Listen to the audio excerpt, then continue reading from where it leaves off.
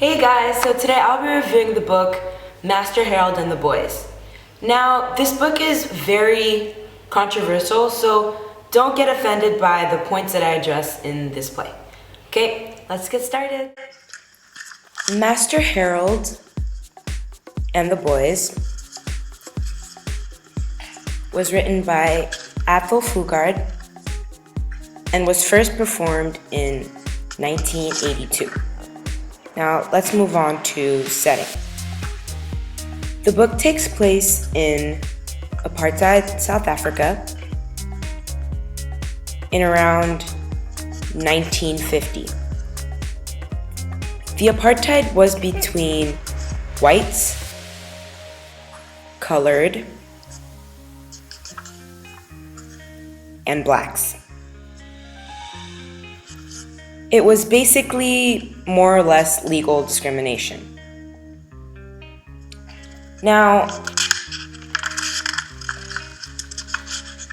since we've gotten the historical facts out of the way, let's move a little bit more into the plot.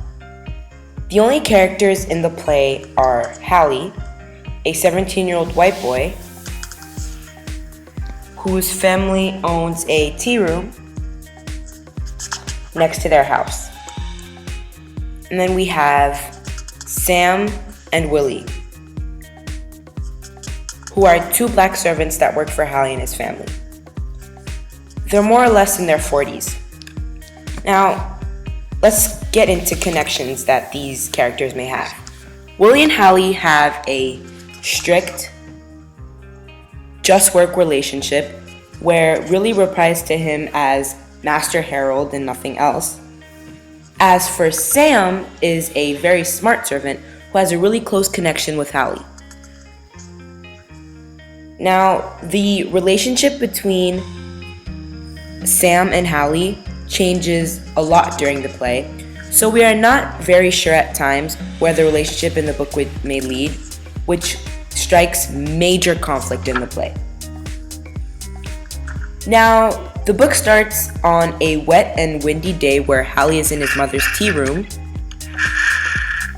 with his two middle-aged servants, Sam and Willie. Now, throughout the book, we start to remark the absence of Hallie's parents.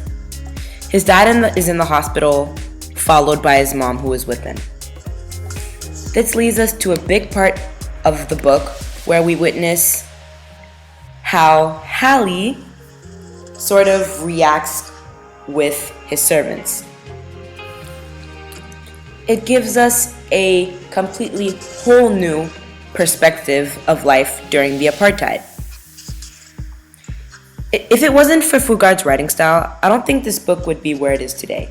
If Fugard didn't capture both the perspective of blacks and whites like he did in the play, it wouldn't have had such a huge impact in Master Harold and the Boys. Now, let's start with a quote that I found very interesting that sort of tied the knot. The sheer odyssey of it took my breath away. I mean, what the hell does a black man know about flying a kite?